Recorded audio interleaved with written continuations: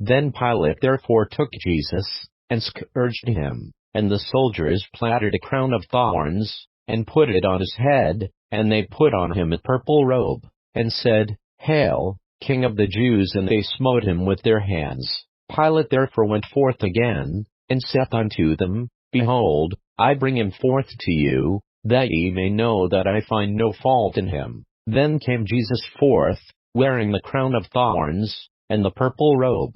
And Pilate saith unto them, Behold the man. When the chief priests therefore and officers saw him, they cried out, saying, Crucify him, crucify him. Pilate saith unto them, Take ye him, and crucify him, for I find no fault in him. The Jews answered him, We have a law, and by our law he ought to die, because he made himself the Son of God. When Pilate therefore heard the saying, he was the more afraid, and went again into the judgment hall, and saith unto Jesus, Whence art thou? But Jesus gave him no answer. Then saith Pilate unto him, Speakest thou not unto me? Knowest thou not that I have power to crucify thee, and have power to release thee? Jesus answered, Thou couldst have no power at all against me, except it were given thee from above.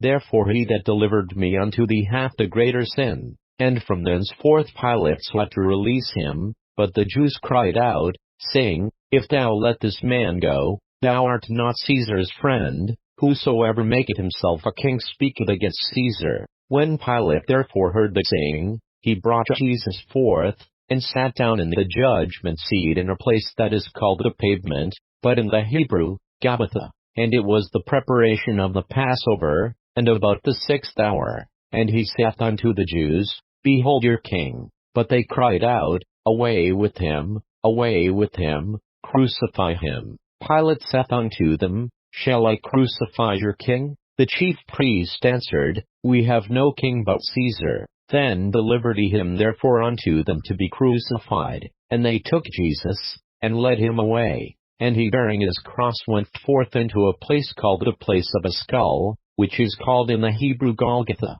where they crucified him, and two other with him, on either side one, and Jesus in the midst. And Pilate wrote a title, and put it on the cross, and the writing was, Jesus of Nazareth, the King of the Jews. This title then read many of the Jews, for the place where Jesus was crucified was nigh to the city, and it was written in Hebrew, and Greek, and Latin.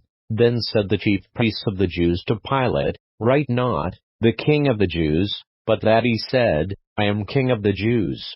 Pilate answered, What I have written I have written. Then the soldiers, when they had crucified Jesus, took his garments, and made 4 parts, to every soldier a part, and also his coat. Now the coat was without seam, woven from the top throughout. They said therefore among themselves, Let us not rend it, but cast lots for it, whose it shall be, that the scripture might be fulfilled, which saith, They parted my raiment among them, and for my vesture they did cast lots. These things therefore the soldiers did. Now there stood by the cross of Jesus his mother, and his mother's sister, Mary the wife of Cleophas, and Mary Magdalene. When Jesus therefore saw his mother, and the disciple standing by, whom he loved, he saith unto his mother, Woman, behold thy son. Then saith he to the disciple, Behold thy mother. And from that hour that disciple took her unto his own home. After this,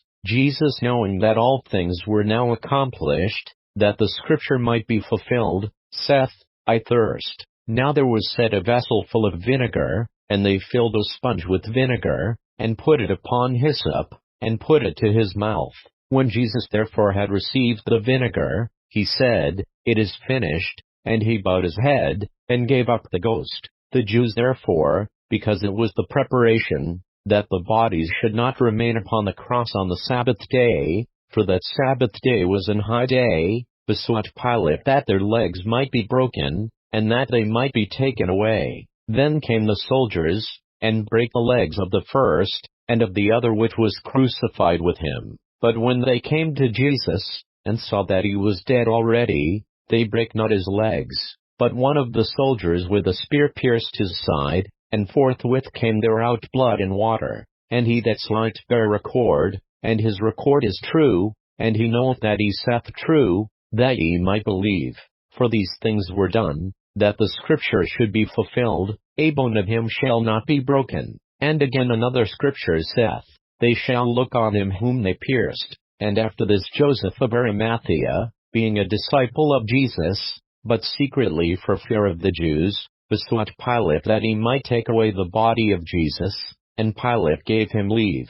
He came therefore, and took the body of Jesus. And there came also Nicodemus, which at the first came to Jesus by night, and brought a mixture of myrrh and aloes, about 100 pound weight. Then took they the body of Jesus, and wounded in linen clothes with the spices, as the manner of the Jews is to bury. Now in the place where he was crucified there was a garden, and in the garden a new sepulchre, wherein was never man yet laid. There laid they Jesus therefore because of the Jews' preparation day, for the sepulchre was nigh at hand.